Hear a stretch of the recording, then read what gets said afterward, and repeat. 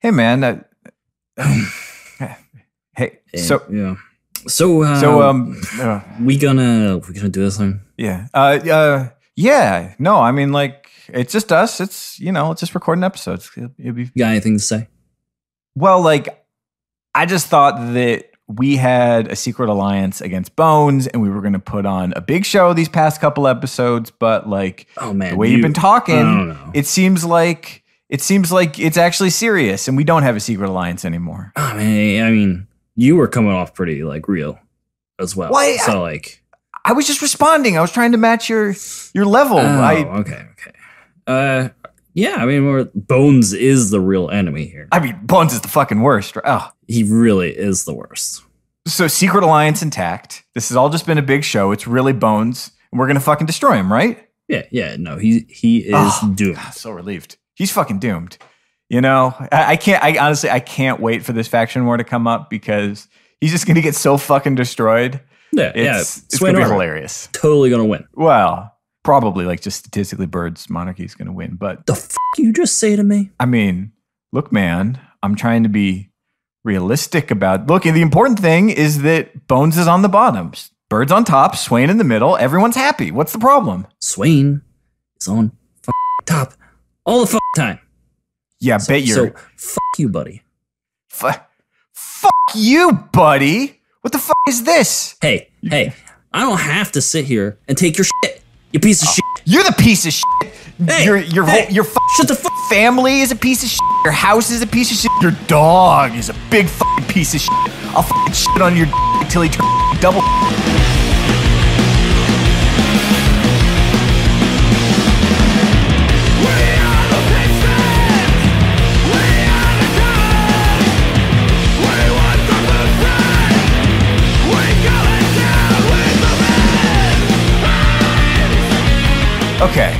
Okay. Look, man. Look, truce. Let's record the episode. Nah, we're good. We're good, right? We're good. Fuck Bones. Us and the listeners can all agree Bones is the worst. The worst. So, like, listeners, am so I right? Full of himself. Right. He thinks he's doing great this week. Oh yeah. Oh, I'm Bones. I'm gonna make a tweet on Twitter. I'm gonna say mean stuff on Twitter. He's just like so clever. He's got like a nice smile and everything. Screw that guy. Yeah, right. Fuck him. Hey, guess what? We don't have to deal with his shit today because this is the Swain and Birds Spectacular. Yay! Woo! Yeah, and conveniently, this is also plenty of stuff. A crazy fucking week of stuff to talk about. Actually, I was going to say let's dive right in, but I've got a special treat for the Swain and Birds Spectacular. I have a Kevin update. How's he doing? Now, if you're new to the show, this would be a weird episode to come in on. Little off kilter, but the bunny who moved into our yard, who is clearly an escaped house pet, who we brought into our house and then eventually got rid of because even though he was super cute, but they're just awful little animals. Doesn't jive with cats.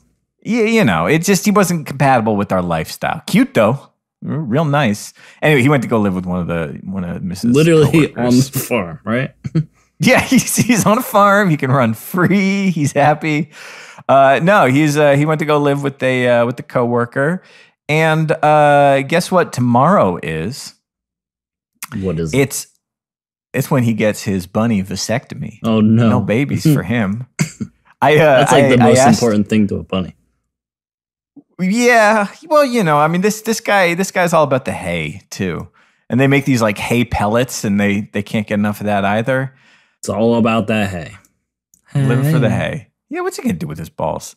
Anyways, I asked Eugenie how many balls they were gonna take out of him, and she said as many as they find. So, the story's not over yet, but we'll see. There's a plot twist coming. I could feel it. That's Kevin cool. update. Yeah. How has your week been in the Crucible? Actually, really good. Like, I feel like I hit my stride, or maybe it's just this new quick play giving me lots of people to style on. I'm having fun. I have not played a lot of PvP this week because I'm trying to do this armor thing. I've been like, I'm doing my Titan.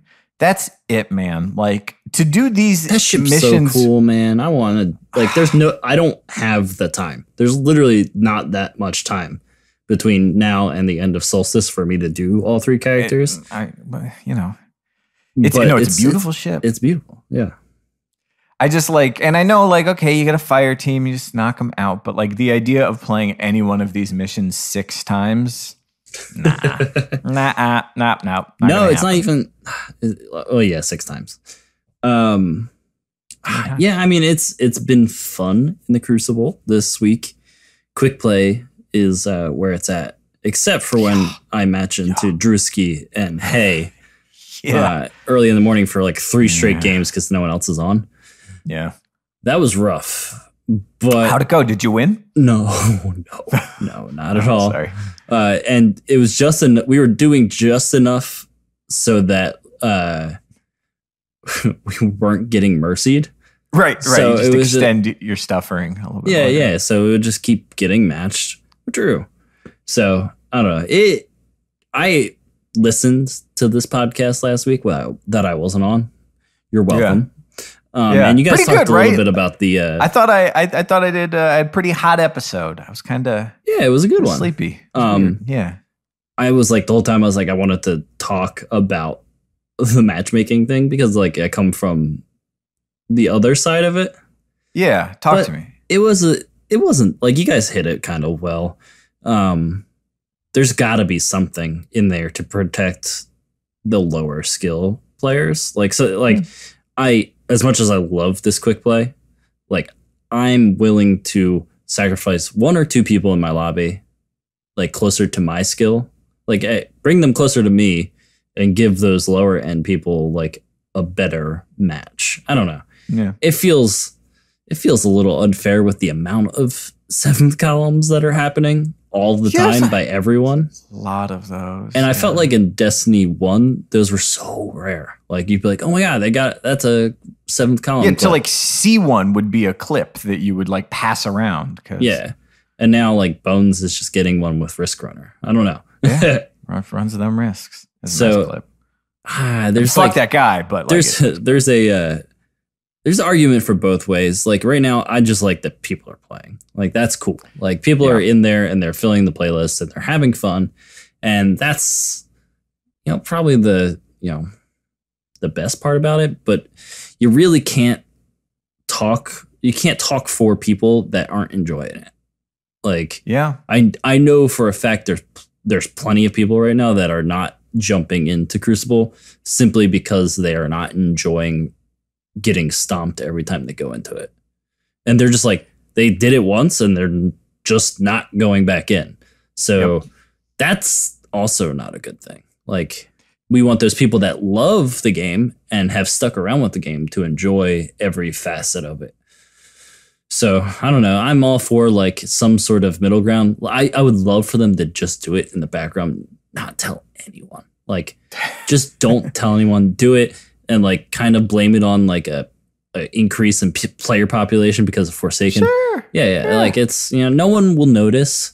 You can do it. Well, we'll see. Well, they're going to have to change it for Forsaken because Forsaken is going to bring in a certain number of people who've never played before. Like, I think the thing I'm enjoying about it, having lived in it a while now, is that matches don't all kind of feel the same. Like it's not just like a different map or maybe a different game mode. Like I don't know what to expect. Like some matches you load in and you're like, oh man, I'm going to do okay, but we're going to get rolled this game and that's fine. And then the next match, it's like, we're going to mercy them. And then the next match, it's going to be like, wow, this is a really even playing field. Like, but I think like you and me, like there are people who came into this game who are solid at the very beginning of D1. Like we both learned how to play competitive shooters in Destiny, and that's where I have the compassion for all the people that are like just getting in, and I'm seeing a lot of like the counterpoint to this is always, hey, I grew up in a tough environment in the game. Like in a game similar, like a Halo or something, they're like, oh, I always got, I saw this person stomping and they were doing so well. And I always wanted to be like that person. And I get that because that's where I came from. like that's where I was like, oh, cool. Like I'm watching all these Destiny streamers and YouTubers. They're doing really good in the Crucible, and I suck. And that's where this show came from. This show like grew out of that need for me to like grow and become a better player. But there's always going to be those people that like they don't see this game as that. They don't see it as like a sport or like a competitive environment. They just want to go in and play like 2 or 3 games and enjoy themselves because it's a video game.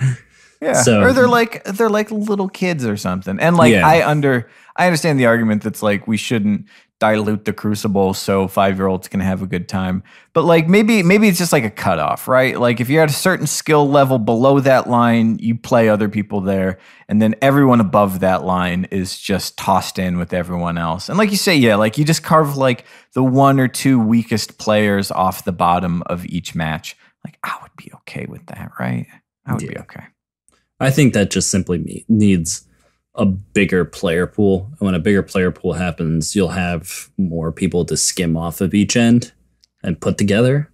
So we'll see. Yeah. I just needed to like kind of say my word on that because I said it on Twitter, I think. But like, I don't know. I feel for those people and it sucks.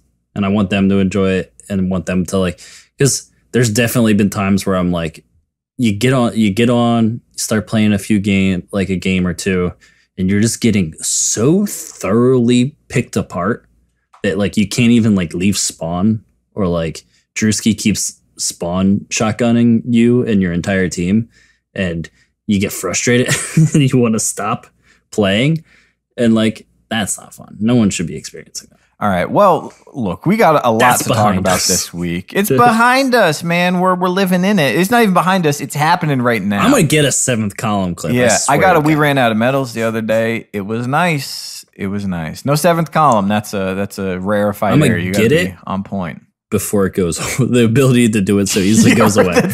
That's it. Yeah, go get your clips now. And honestly, that's the truth. I got so many clips. But hey, we are talking about the future now because it is coming into focus with some oddly specific details this week. We had a few things happen this week. Obviously, the TWAB. But before that was a combat reveal stream over on Twitch. Yeah. They sat Greg and Josh and Claude down, and they kind of went over pretty thoroughly the changes to everything as far as things in the Crucible goes, the sandbox. There was a lot there, and they covered a lot. I think one of the things that was most interesting to me, or like the most, like one of the sneakiest previews, is just all the gear that they showed off, because we saw a bunch of it. I think one of the biggest things is that we saw the new Redrix type weapon in action. And this is an interesting. So this will be the season 4 competitive reward like Redrix. And this is a 180 hand cannon, one of the fast firing new precision archetype hand cannons. And it's got like some perks on it or something. Man, that thing killed 3 shots. Like it was nothing. Yeah, it was crazy. Like not even like a sloppy 3 shots. It was like, nope, here it's done. I was like, oh boy, all right. So thank you to all you spreadsheeters out there, man. I love a spreadsheet, and I love people who love a spreadsheet. People have taken the damage numbers that were produced in that video and come up with, in some places definitive, in some place best guesses, new time to kills that are based off of these. And they're dirty, man. They're dirty. So if we start at 1 resilience, or no, if we start at 0 resilience, which you're not going to run into a lot of 0 resilience, but at this bottom end, we basically have everything taking a big step over. So the high impact hand cannons, the 110s, which previously killed in 3 headshots. Yeah, they currently 3-tap. 3-tap, and they've got to all be headshots. Are moving to, depending, so if it's 2 or under, it's going to be 1 headshot, 2 bodies. Above that, it's 2 headshots, 1 body. That's crazy. That's what everybody really liked before, like how fast things would go. Yeah. That's like, I don't know, it feels like last word range. Like it's up there. And then the 140s, your adaptives, my personal favorite judgment, for the most part is going to be taking over that 3 headshot kill. So your 140 can 3-tap, but you gotta land those shots. And the 180s, these precision archetypes, depending on resilience level here, it's 3 and under is going to be 2 headshot, 2 body. 4 and over is going to be 3 headshot, 1 body. So 4 shots, but depending on armor level, still fairly forgiving for 4 shots. The 150s, this was a guess, right? This was not for sure. And, who knows if all of this is static. But that one was also around the 2 head, 2 body range pretty consistently. And everything else kind of creeps up. So, I mean, for these hand cannons, for the aggressive, it's just over a second time to kill. The adaptives are now down to 0.86 if you get all 3 of those heads. Auto rifles, pulses, and scouts, at least of the archetypes that we saw, are all down around 0.9 or so. And like going from, 1.1, maybe 1.0 down to 0.9 doesn't seem like it makes a big difference. But when you factor in, like when you actually play it, and when you factor in the effect that all of the different ways you can take damage from all of the other people in the map, like this is a significant change. I'm surprised they made this large of a change here. It's a big chunk, like to jump down to. Like it's like you're gonna.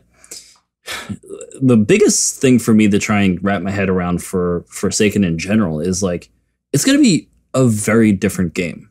Like very different. Not even like it'll obviously be within the same realm, but like I feel it's going to be a change on like the end of like how going from D1 to D2 was. Like it was drastic. Like how everything kind of like shook everything up.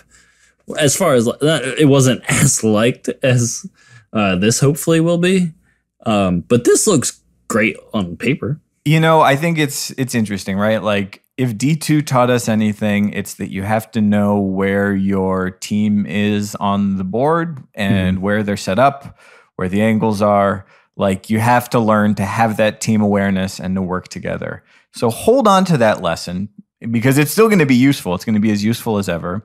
But add to it another lesson, which we talked a lot about in D1. We don't talk about a ton right now, which is, hey, don't peek twice. 3 people who all shoot you in the head with a hand cannon means your time to kill is 0. So, you're. That's something I've personally been trying to like monitor on my own. Is like when I do retreat to cover, I used to just kind of wait like a nondescript like amount of time and then peek back out. Sure, like, kind of. They probably forgot about me. Kind of hoping that I had my health back. Before then I wouldn't look at my health bar. And like I found myself dying a lot quicker from those peaks. So I've made it a point recently to kind of like when I do go to cover, like monitor my health coming back and be like, okay, and now's a good time to re-engage because like I have my full health bar. Yep. Well, I think there's a very useful skill that a lot of folks are on right now. Some people are really good at it. A lot of people are not even thinking about it. And that is the peak shoot with hand cannons. This is the idea. And if you need an example of it, like it was on my radar, I was working on it, but it wasn't until I saw Cammy doing it just so mechanically perfectly at the 1v1 tournament at Guardian Con. There's this beautiful rhythm where you are literally stepping out from behind cover just long enough to fire a shot. The moment the shot's off, you're moving back the other direction, or even a little bit before, depending on your mobility. And you're going back and forth with the rhythm of the rate of fire of your gun to make sure that you are exposing yourself as little as possible. And you are still susceptible to getting gravitoned. It happens. So that is going to be real important. Just don't get sniped, man. Don't stand in the lanes. So that's something kind of like a general announcement we're going to have to make is like, you won't be able to walk around the maps that you walk around right now the same. Oh yeah. You're gonna need that. We're gonna have to figure out where the best 50/50s are. Where are you going? Like, where is someone immediately going to go on maps? Because like when I think of sniping, I just think of I just remember Pantheon from Destiny 1, where like everybody would just go to those two ends and pick which one you're going to each other. Get your icebreaker out. And like, it was a battle of who got there first and who had the better shot. And like, a lot of times you got your head ripped. Yep. Yeah, it is a place for skill. And there is one particular thing which is going to be a skill to work on that is not necessarily the case right now, which is that real true solo outnumbered flank, the high risk, high reward go around. Granted, more of a quick play move maybe than unless you're real good taking that risk in trials, which we'll talk about. But in exchange, you're going to get killed a lot more by a lot less. So keep it tight. We're going to, buckle up, everybody. Shit just got real. Yeah. Also, I wanted to share a brief conversation. I talked about this observation a couple of weeks ago, but with these 180s coming back, somebody in Discord Dan said, you all should start practicing with Nature of the Beast. And someone asked about West of Sunfall. And I talked about my experience there, which is that West of Sunfall, as far as the numbers go, is a fantastic gun, right? It really should be awesome. Out of all the 180s, highest range, highest stability, highest handling, highest aim assist, perfect recoil direction, the largest mag size out of any of them. And somehow it's still not any good. I don't know why. You think it'd be really good. It's got even got good perks on it and stuff. It's just not good. I can't get down with these guns. Maybe when they're killing in 3 shots. I just feel like I trade whenever I use them. I like its sister, the 150, the Jack Queen King. I think. Yeah, Jack Queen King is next one up at 150. It's like I said it's its sister because it's the same. It's you get it from the same weapon. Place. Yeah. It's a forge weapon as well, and that's a good one. That's a real good one. That's what I'm going to drag out when I want to try different kinetic stuff in Forsaken. Like when I need a hand cannon to pair with like my kinetic shotgun or my kinetic sniper rifle. Oh man, which we'll get to right now. Oh, let's get to it. So at the top of the TWAB, they talk about which power weapons are moving to the kinetic slot. I cannot wait for our eventual Bungie interview where I get to ask, what was the thinking here? Because I don't really see a trend. I do. These are all great weapons. Okay, there's that. Shotguns and snipers. I don't see any fusions in here. And fair enough. Ballagant, arguably the best shotgun in year 1. It took us for fucking ever to figure out, but now we know. Best one. We've got Hawthorns, a solid choice in the fast firing one, along with Perfect Paradox. Also good. Another great one. And then the 3 best, arguably best snipers right now, Alone as a God, Frigid Jackal, and Silicon. Then also Shepherd's Watch, which was good before we had any other snipers. That was the one before the rest. They're all going to be in your kinetic slot. So I wasn't ready for this, man. That's crazy. I don't know how I feel about this. It's just going to be weird. At first I was like hyped. I was like, yeah, that's cool. It's a change. And like, that was like the reason I liked it, because I was like, oh, I could put this in the first slot. But then I realized like this whole weapon slot change is about like playing how you want, like however you want, just do it. Like you're going to be able to, you're going to be in some sort of disadvantage in some way, whether it's ammo or, engagement distances. But, I don't know. Like this is one I'm going to have to like hands on move things around in my vault, like into loadouts, play a few games, see why I want to run this in my kinetic. Because like, as of right now, there's not a lot of like decent, like short range options in the energy slot.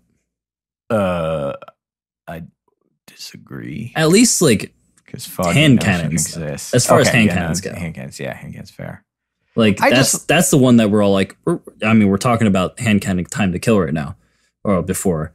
And that's one thing that we want to like, if that's being bumped up, those are the ones we want to kind of like monitor going into Forsaken. And as of right now, I'm looking at Jack Queen King and Sunshot. And those are the two that I would like to try. You like those fast firing ones. See, I need an adaptive Judgment for Life. I'll just spam it in direction. It'll hit them. Yeah, no, it works. And with Sunshot, that works pretty well, actually.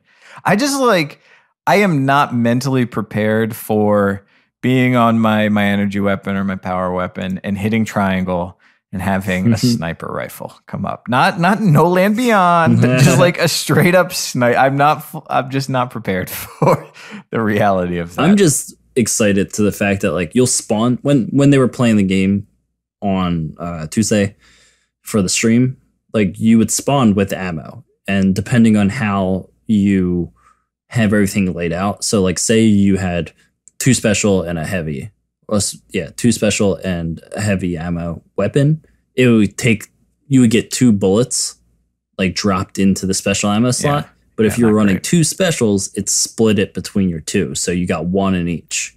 Yeah. So it's going to be more about rearranging things into different slots than necessarily running 3 snipers or even, a fusion, a sniper and a shotgun. That's silly. Yes. Yeah. I think the biggest thing is going to be playing with exotics in this new. Like, where can I pair an exotic with a weird logo? About exotics. We're going to be getting new exotics. I don't even know. Let me ask you this question. I asked this question in Discord earlier. And like, who knows, right? But like, after we're in the Forsaken, it's been a month.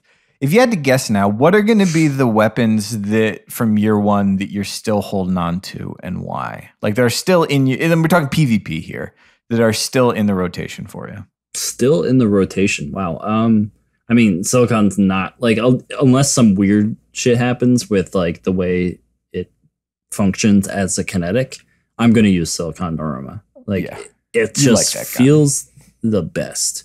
I don't know if that one will be like, we'll have a chance at getting random rolls, but I don't think I want a shot at like a random roll Silicon. Well, maybe I'll do the Nightfall and get one. We'll see. I don't know. But that one I will for sure be playing with going forward. Anything else? Can I say an exotic? Probably Vigilant Swing. I like Vigilant Swing. And I got the Masterwork, so I'm going to probably carry that one forward. We'll see. Well, so this is interesting. So, like, in terms of just like primaries, like, there's no gun at this point that you feel super attached. You just can play new stuff. Just whatever new stuff is, chase those rolls, go for it. Not worry about it. I feel like they like, as far as they develop things, I feel like they always develop like the new hotness to be the best thing. Well, yeah. So like that's definitely true. We're going to talk about this right now, where we're like, I'm going to carry this forward, and then like the new hotness drops, and you'll be like, what? Yeah, what's a Vigilant Swing? Buh. And yeah, like everybody like better devils, more like schmetter mevels. Oh, are we going to be like that? We're really okay. Yeah. Yeah. I don't know. We'll see. I'm always like willing to go with the flow. Yeah. I mean, this random rolls thing is going to be a trip. I guess I was thinking about it, and the only things I could really see myself carrying forward are like Masterworks that I've got like a few hundred kills on that I'm emotionally attached to. So like Resonance 42 is a fucking killer SMG. I got a bunch of kills on it, and I can't see how that's not going to still be good in some way. Judgment is just the hand cannon out of the whole game. It's the one that feels best to me and works best. But yeah, time to move on. Maybe I'll bring my Aura Wings with me. If they don't I'm all set for whatever the gunsmith can throw at me, because I am sitting on almost 5,000 gunsmith materials, and I am ready to cash them in Forsaken. Yeah, give me all the random rolls. Ready to cash stuff in. How many am I? Well, I do not have 5,000. That's true. I kept cashing them in for way too long for literally no reason. I was like, why am I doing it? Like, I'm just like setting myself up to dismantle a bunch of weapons into less gunsmith materials. Yeah, right. It's just infinite circle. Yeah, no, that's it too. We're going to spend our first couple minutes, our first hour of Forsaken just at the bank, just with that was always the funny thing about like content drops. You'd either like jump right in, or you'd be like, hold up, I'm cashing in the 500 Vanguard tokens I have. Yeah, right. Yeah, I feel like I've never fully prepared and stocked up like I have this time. So good. Well, so we also found out a bunch of new shit about mods as well. And one interesting thing, with the exception of the Ekalos sniper and shotgun, which are getting locked into solar because they are very good in PvE and they don't want to just have you totally stack them with tractor cannon. Everything else, at least as far as right now, is going to have whatever element is currently in the mod slot get locked in going forward. So if you got a void shotgun right now, it's gonna stay void, permanently void. Also applies to your collections. So essentially, if you have a Uriel's gift that you currently have as a solar Uriel's gift, when Forsaken rolls around, it will be permanently that way. And when you go to pull a new Uriel's gift out of your collection, it will also be solar. What if you have two? That one will be whatever else. I think I forget how Josh said it, but like essentially they put the priority on one of them, and that's what when in doubt goes into your collection. Yeah. Well, I've got a couple PvE weapons that I got to lock in as void because I want to pair them with tractor cannon because they're good, and that's all I know how to do. I figure the main decision when it comes to PvP is blue bullets, best looking bullet, but there's also a lot of risk runners out there, so think about that. Purple, also great bullet color, but not as good as blue. Orange bullet, worst bullet. No, well, the orange bullets are conditional. Depends on the gun. Or orange Omelon bullets are best bullets. I like the slushy orange little juice. No. Okay, so agree. Orange best for juice in clear juice box. But as far as bullet color goes, not kind of Omelon. Blues look best. Purple probably are best. Yes. You heard it here first, folks. Let me try that again. Hard-hitting PvP advice. You heard it here first. What bullet color is best? Yep. I'm glad we settled that. See, you don't get this kind of thing on a Bonesy episode. Bonesy doesn't take a minute to appreciate the little things in life. I will say Void fusion rifle bolts are the best bolts. Best bolts, because it's all reminding us of our Thesons from Destiny 1, and that was a good gun. Yes. That's why. Well, we also found out what they are going to be using this mod slot for, which is something way more fucking interesting than bullet color. They got mods that do shit now, and they we found out a bunch, but this is just like a sampling, like a little smattering of them. So I want to kind of throw this back to the summit. I feel like when I was at the summit, they still didn't have a definitive answer for mods. They were like, what do you guys they kind of wanted to hit us with what do you think is the best solution here? And I don't think we even had we're I don't know, we want it to feel like it's our own. Give us more customizability in a weapon. And these mods actually these are actually kind of really cool. Yeah.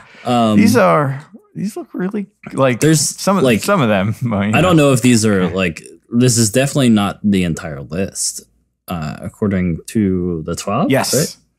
That's right. This is a smattering of them. So we can skip the PvE ones, I think. Yeah. Minor spec and major spec, okay, maybe you put major spec on your rocket launcher or something, fine. Or, boss spec or something.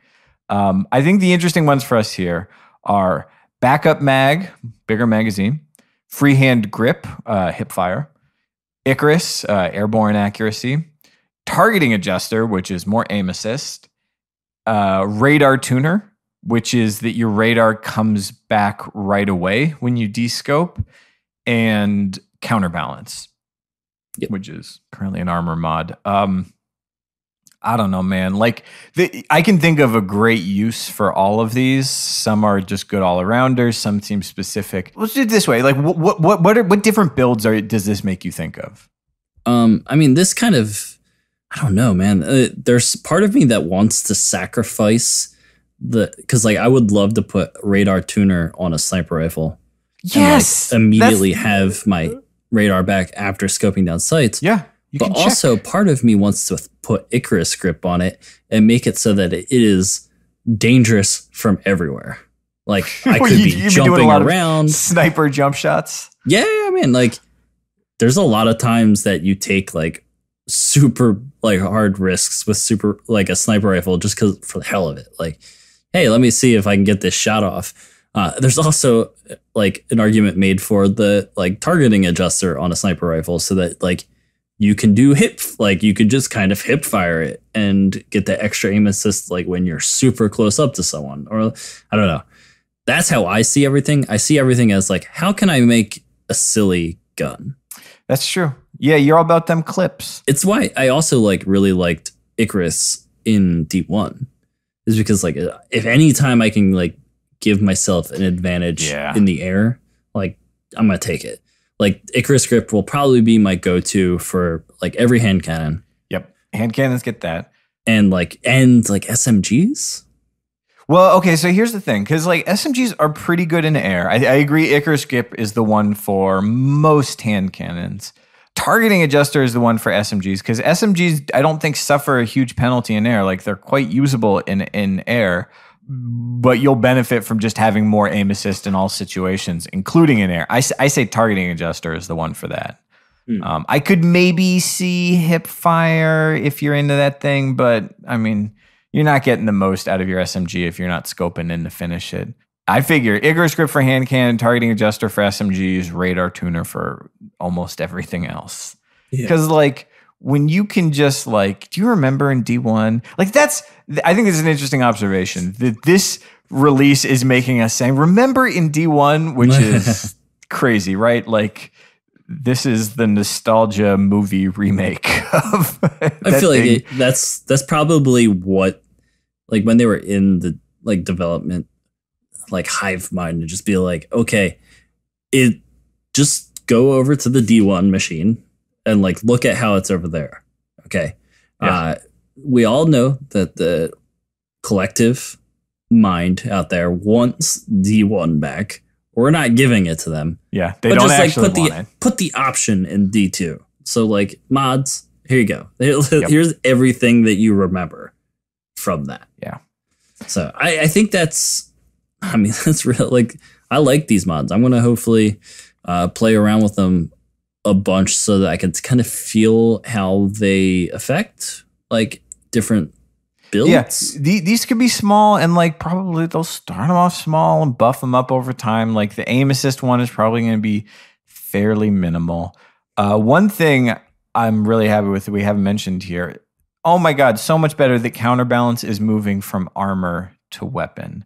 Yep. Because really, of course, why am I going to rock a set of armor that I put all this work into when it only works with the pulse rifle I'm using 10% of the time? No, just let me make the pulse rifle better. That's fine. It's fine. Armor is going to be random too. Yeah, man. I really, I hope the tier 12 grind is dead and gone. Yeah, it should be interesting, man. It should be interesting. It's gonna be wild. So, I mean, basically, be ready to play the fine tuning game with your weapons when Forsaken there's drops. Gonna be so many incredibly long, highly detailed spreadsheet focused playbook posts about this. Which was like what got me into the playbook to begin with, was that sort of thing, the spreadsheets and the essentially House of Wolves. Like, what's the best perks? Yep. Literally, what am I rolling to be like, for? all right, what are we looking for? What's the god roll? Yep. No, god rolls. Hey. Oh yeah, there's a fun term that's coming back, and we're all just gonna start saying again, and it's fine. Whatever, it's fine. Okay. I'm never gonna have that hand cannon until the end of time. I imagine they've learned their lesson, and there's going to hopefully be less must-have rolls and fewer total dookie rolls and more just, that's a certain kind of thing type roll. So here's how, like, I think a lot of people have talked about it before. If the loot keeps dropping at the rate that it currently does, I will have less of a problem. Yeah, right. Random rolls, because like I get a last perdition at least 10 times a play like yeah, love giving you last perdition. I remember I'm going to dismantle this 20 times before I get off today. What else is there? Like I'm hoping that if they keep it at this level, random rolls won't feel so bad. You'll be like, okay, this isn't exactly what I want. Let me trash it and see what else like will drop during this play session. Yep. Hey, you remember in D1? I remember in D1, my first legendary was Badger CCL, and I used it for like weeks because I only had one legendary because that was just a thing. I remember the first time I saw a legendary engram drop in the wild, and it blew my mind. I could not believe it. I'd never seen such a thing before. Yeah, let's not go back to that. Yeah, we're hooked now. Yeah, you can't change that up on us now. I need my engrams that I don't care about and even just dismantle sometimes because now I care. Interesting stuff in there, maybe. All right, moving along. Well, we have some like Forsaken-y, like next week's going to be Iron Banner.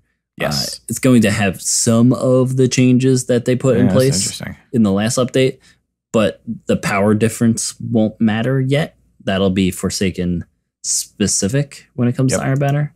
I do like the little like twist they put on Iron Banner control. Yep. Like where you have the pits and prevent a runaway. Yep. Yeah, basically you can get a power play. When you get a power play, the zone's locked down for 20 seconds. And then when at the end of the power play, all the zones are reset to neutral and must be recaptured. I think that's kind of cool. And that must have been like something they like played with and was like, oh wow, this is actually really fun. Let's just put it in. Like, cause I wouldn't even think about it. It gives the match like a story, right? There's a back and forth instead of just capping B back and forth from each other, or someone goes and caps A and you're like, all right, I gotta cap it back or whatever. Yeah. I tell you, man, this power difference in banner thing. I know you got some. You don't have a lot to say about it, but I basically just have the one thing that. Well, okay, so they did say that the drops in Iron Banner are going to be at your current max power. So not powerful gear, can't bring you to a new light level, but it can creep you up to your current max if you got so like something. So like there's a drop set, but like as far as it making a difference for damage, on the pro side, there are players who really like that light level grind. It's a badge of honor for them to reach max light. They want to get there as fast as possible. They like having the advantage that it gives, and that's fine. Different strokes. On the con side, not for me. And like, I know it's going to be a minute before I start to creep up there in light. And the idea of having the first banner for second come around, it's like, I'm just getting shit on by a bunch of people who like grinded out all the raids a bunch of times. Like, I don't know. And it's like, it's PvP. I get it. But I don't know. It feels like we all just reached the point where everyone is kind of at the same level. And now we're just playing PvP because it's fun and we like it. And to have banner be a separate thing is like, it's already a different thing. They get these fire pits, man. Couldn't that just be the different thing? No, I think there's definitely some sacrifices made from the casual player, like the more casual player towards the more hardcore, because stuff like this and random rolls is a big time sink. Like getting your light level up and making sure you have the right rolls on your guns is just like a grind that lasts forever. Unless you have like a dedicated crew and lots of time right up front and you are very like methodical with doing your every week, like you do your nightfall, you do your raid, you have your friends, like you all get on, you knock it all out in one night and you feel great. You get all those loot, and not everyone like has that much time to play. And I know I'm personally trying to like kind of shift around my schedule. So I'm spending less time up late at night and like more time waking up early. Yeah. And probably reasonable. That just means like I'm going to have to play video games in the morning when no one else is on. So like I'm going to be sacrificing probably some of my like light level grind too, because there's not going to be that many people on at like 8 a.m. Eastern time. Yeah.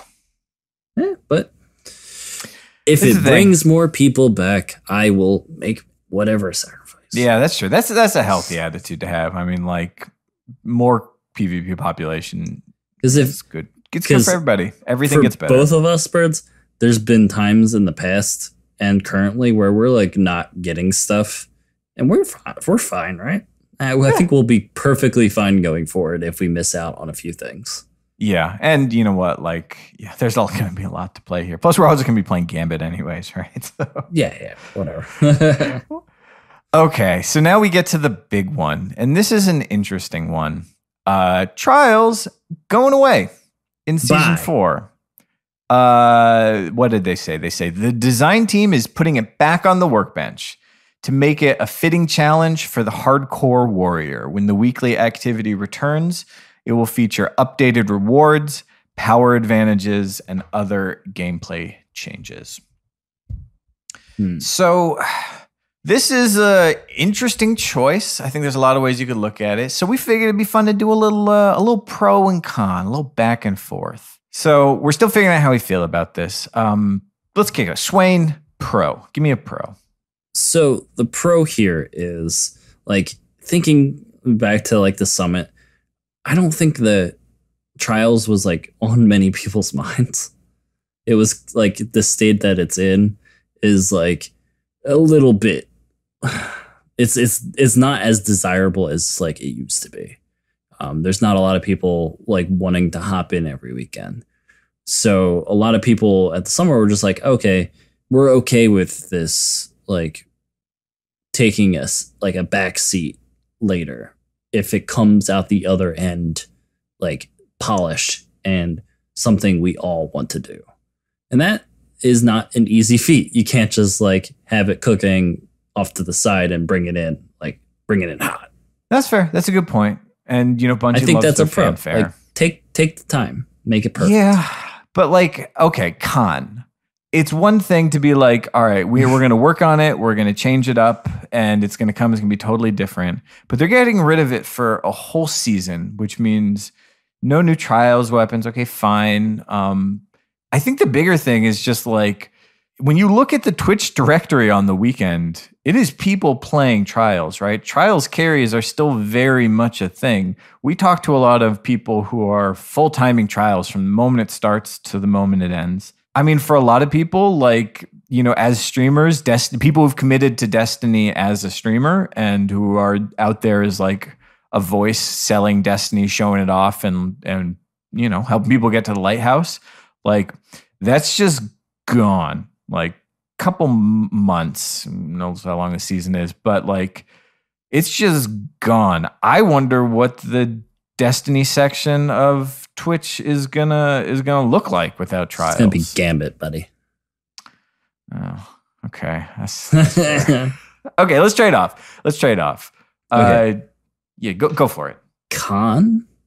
So a con of trials going away is like another competitive realm like gone. Like something like another competitive option for someone to go in and kind of like flex and do their best. Yeah, it's PvP endgame. It is like a PvP endgame, yeah. That's just something we're going to be missing out on. Obviously, there's going to be a lot of content in Forsaken, but still, it's something that will be sorely missed when that content runs out and everybody is looking for something to do, like consistently. That always felt like where people went in D1, like when it was done, like, oh, like we were done all the content. We're even done like the grind. What am I doing every weekend? I'm jumping in and trying to flex in trials. Like there was always the people doing like who's getting to the lighthouse first, like type of runs, and like doing weird, like Joey does the trolls of the 9, and they just like do a weird loadout to get to the lighthouse. So I don't know. I feel like those, like losing a competitive option isn't the best, but you know. All right, so here's a pro. We want to have a lot of fun stuff to play in this game because it's about variety. You know, it's about having different things, about not just grinding the same stuff over and over and over. But when it comes to PvP, too many things can be a bad thing, right? We saw this at the end of D1 where you had a Clash playlist and a Control playlist and a Rumble playlist and a Rift playlist. And a classic playlist for all those. Yep. You got expansion playlists or lack of expansion playlists. You've got all these things, and you've got trials on top of it. And maybe you've got Iron Banner on top of it too. And what happens was that the PvP population was dwindling. And, it could take a while to find a match in any of these playlists, or you play the same people. Like it wasn't. Or even worse, you would load into like a Clash match that was like 5-4. Yeah. Right. Like that was it. Like every match, especially, depending on where you are in the skill bracket, like, yeah, you just get used to starting 6s with 4 people on each team. The reality is that we've got some crazy new PvP coming in the form of Gambit, and everyone's going to be playing Gambit. Not exclusively, right? Like, I don't think it's going to be the be all end all. I'm certainly going to play a lot of Rumble and a lot of quick play. But that's going to be the focus. And we could either say, look, we could try and have 2 PvP endgames that are specific competitive showdown kind of formats, in addition to the comp playlist as a whole with its own grind. Or we could say, look, this one is about Gambit. Gambit's what's coming. It is something that's never happened before. We're going to go whole hog into it. It's just not about trials. We're not going to dilute what low populations, and trials is a pretty low population right now, especially depending on what console you're on. We're not going to dilute it even further by introducing this new thing. It's just going to go away. We're going to make the focus on the new thing. And we do bring trials back. We're going to make sure we're going to do it when everyone is sick of Gambit by now and needs those competitive players need to go someplace cool. Yeah. And so that's kind of my final pro, is that when you redrop trials, that is going to be an event. Like you're going to reassemble a portion of the community that loves that shit, and they're all going to get hyped over it, especially knowing Bungie and how well they hype stuff. Like they'll be able to bring, instead of like, hey, we redid it for Forsaken, like, how lost that would get in the whole like expansion. Yeah, like, right. Oh yeah, Trials is back. Like it would be on like the same level of like, oh, like we're gonna go do the raid layer, like prestige for like world's first. Like not many people care about that. And this would get lost in that like drop. But if it has its own like specific time that it's being dropped and everybody's gonna be like super psyched about it, that feels like a better time to reintroduce trials. Yep. I can't help but think like it does suck for people who have built a viable, they make a living playing video games, playing trials. They've specialized on it. They've learned it. They're good at it, and it works. Like they're able to make it all come together playing trials. And for them, that sucks. But at the same time, there have been Destiny streamers since the very first minute of Destiny. Trials did not always exist. From the dawn, well, since a couple of years ago, effectively at the dawn of time. Like they've always existed. They've always made do. There have been hugely popular streamers playing PvP without needing to have trials as the focus of it. And one season is not the end of the world. And if it means we get new trials coming back, I think that's, I guess ultimately when it comes down to it, as someone who doesn't play a lot of trials, so take it with a grain of salt, this seems like a good thing. I understand this choice. And my advice is everybody that was doing trials, go into the comp playlist. Bulk that playlist up. There you go. I would like more opponents outside of the 4 guys who are really good at this game. Oh, man. You can tell it's a good episode when I finish, and I just want to go play Destiny. I want to go play some Destiny. Sounds really great. Hey, you remember in D1 when you'd be like hard scoping a lane, and you'd be like, oh, I got to check my radar, and you just go tap, tap, tap, tap, tap, tap, tap, tap, tap, tap, tap, tap, tap, tap, tap on that ADS. You could do it. Your radar came back right away. I want that. That's what I want. That's what I want. I love ADS. Golly, birds, you're getting it. I love it. And with this new 10 mobility build on my Hunter and moving target perk and opening shot perk, and God, I love this hand cannon. I like it. And I just want my radar back, please. Fast radar. All right. Well, I think that does it for this week, Birds. I think it does. I think, and let's take a vote. Out of the three Pairsy episodes that we did, this one, best episode. Yeah, for sure. All in favor, raise your hand. Aye. There it is. Definitive. We don't need bones. He sucks anyways. Good fucking riddance. I'd like to think that there's people in their cars right now that just like driving along, listen to this podcast, and they also raise their hand. Hey, keep a hand on the wheel. You got one on the wheel, one, pledging your allegiance to Swain Orbit. But or Bridge. Actually, you know what? Go ahead and join Swain Orbit. It's not going to change anything. We really need the help. We're casual over here at Swain Orbit. We just do things whenever. Yeah. Hey, if you like Xbox, join Birds Monarchy. We have got the fucking Xbox set locked in. I don't even own an Xbox, but it just happened.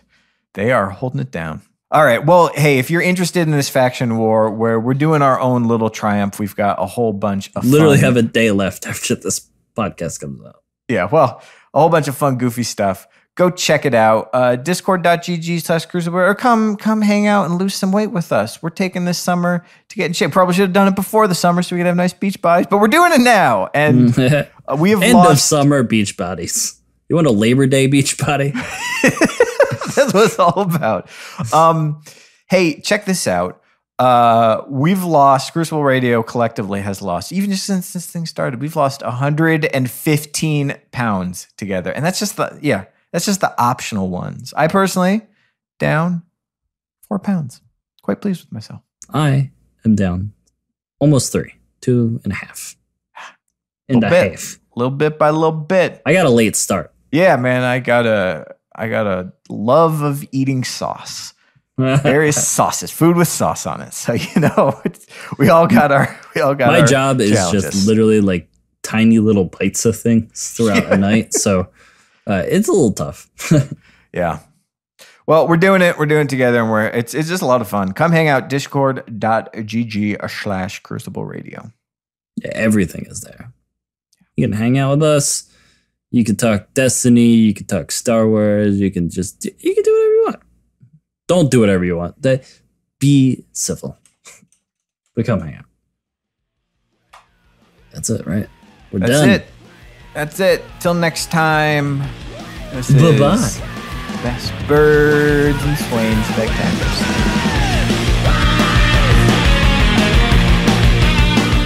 Hey guys, this is Engineer Andrew here, and man, isn't this music so freaking good.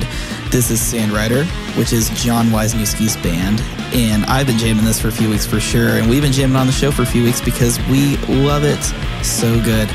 Go check it out at sandrider.bandcamp.com.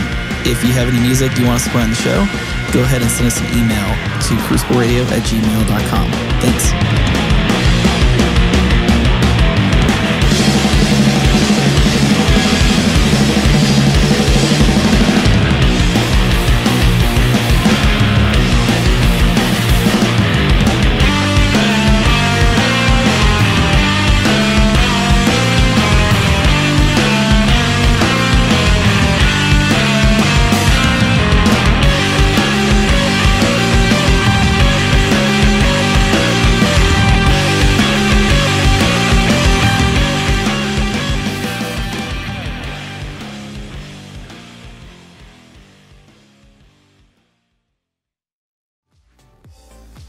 Hello everyone, Swain here. You know that Crucible Radio is your source for all things Destiny PvP, and I know you want more than just this video, so make sure to head on over to crucibleradio.com to find all of our past episodes, detailed Crucible maps, t-shirts, and much, much more.